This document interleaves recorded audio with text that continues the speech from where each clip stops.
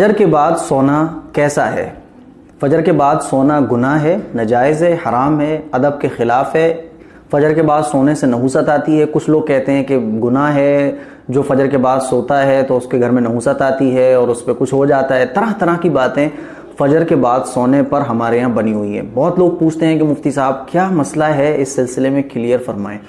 تو میں آج آپ لوگوں سے فجر کے بعد سونے کا کیا مسئلہ ہے، اس سلسلے میں شرعی حکم کیا ہے، انشاءاللہ آج کی کلپ آپ غور سے سنیے گا، دھیان سے دیکھیے گا تو یہ سارے ڈاؤٹ آپ کے کلیئر ہو جائیں گے۔ پہلے ہم آپ کو بتاتے ہیں شرعی مسئلہ کہ فجر کے بعد سونا ناجائز حرام گناہ کیا ہے، آخر مکروہ وغیرہ کچھ تو ہوگا، کیا ہے یا بالکل جائز ہے۔ تو اس بات کو اچھے طریقے سے سمجھ لیں کہ فجر کی نماز پڑھنے کے بعد اگر کوئی ڈائریکٹ سوتا ہے سورج نکلنے سے پہلے، کبھی بھی فجر کی نماز پڑھ کے اگر وہ سو جائے تو شرعی مسئلہ یہ ہے، شرعی اعتبار سے بالکل جائز ہے۔ فجر کی نماز پڑھنے کے بعد سونا یہ نہ مکروہ ہے، نہ یہ حرام ہے، نہ یہ گناہ ہے، کچھ بھی نہیں ہے، کچھ بھی نہیں ہے۔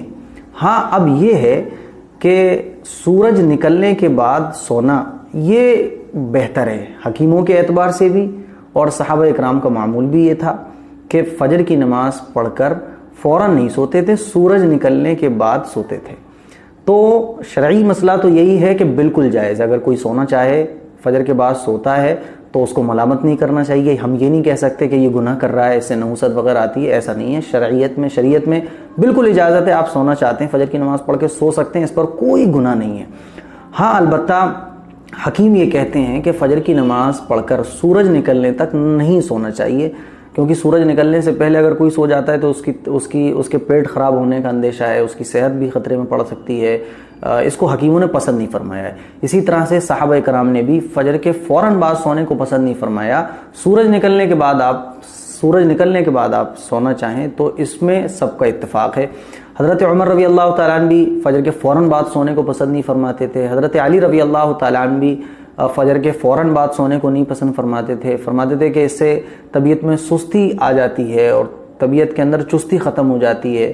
حضرت عمر رضی اللہ تعالیٰ دیگر صحابہ اکرام بھی اور خود حضور پاک صلی اللہ علیہ وسلم کا یہ معمول تھا کہ آپ علیہ الصلوۃ والسلام فجر کی نماز پڑھ کر سورج نکلنے تک وہیں مصلی پر بیٹھے رہتے تھے، تشریف فرمائے رکھتے تھے اور صحابہ اکرام سے بات چیت یا کوئی مشورہ یا کوئی خواب وغیرہ معلوم فرماتے تھے۔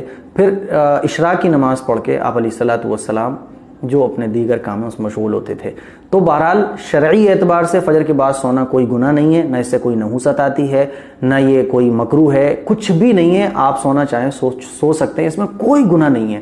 ہاں البتہ صحت کے اعتبار سے اور طبیعت میں چستی پھرتی لانے کے اعتبار سے اور صحابہ کرام کا پسندیدہ عمل یہ تھا کہ وہ سورج نکلنے تک سوتے نہیں تھے، سورج نکلنے کے بعد سونے کو پھر منع بھی نہیں کرتے تھے۔